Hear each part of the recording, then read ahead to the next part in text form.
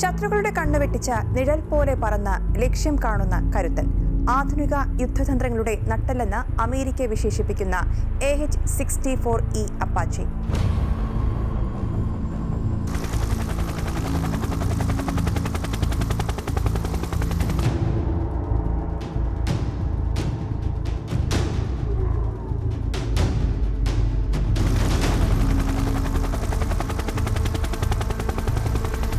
നാല് പതിറ്റാണ്ടുകളായി ആഗോള യുദ്ധക്കളങ്ങളിൽ ആധിപത്യം ഉറപ്പിച്ച അപ്പാച്ചെ ഇന്ന് അതിന്റെ ഏറ്റവും പരിഷ്കരിച്ച രൂപത്തിൽ ഇന്ത്യ ഉൾപ്പെടെയുള്ള രാജ്യങ്ങളുടെ ആയുധപ്പുരകളിൽ ഇടം പിടിച്ചിരിക്കുകയാണ്.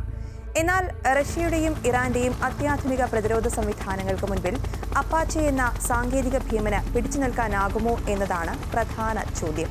അപ്പാച്ചെയുടെ ആധിപത്യത്തിന് മുൻപിൽ റഷ്യ ഉയർത്തുന്ന ഏറ്റവും വലിയ ഭീഷണി അവരുടെ S-400, S-500 മിസൈൽ പ്രതിരോധ സംവിധാനങ്ങളാണ്.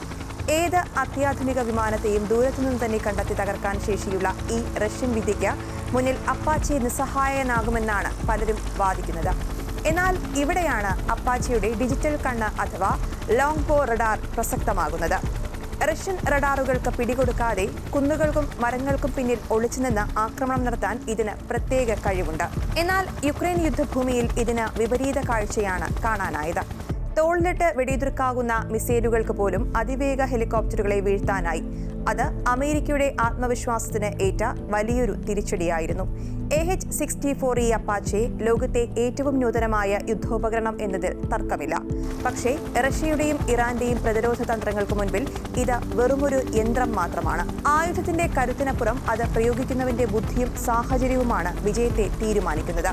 അമേരിക്കൻ ആഭിജാത്യവും റഷ്യൻ പരുക്കൻ കരുത്തും തമ്മിലുള്ള ഈ പോരാട്ടത്തിൽ അപ്പാച്ചെ വീഴുമോ അതോ വാഴുമോ എന്നത് വരാനിരിക്കുന്ന മഹായുദ്ധങ്ങളാകും തീരുമാനിക്കുക.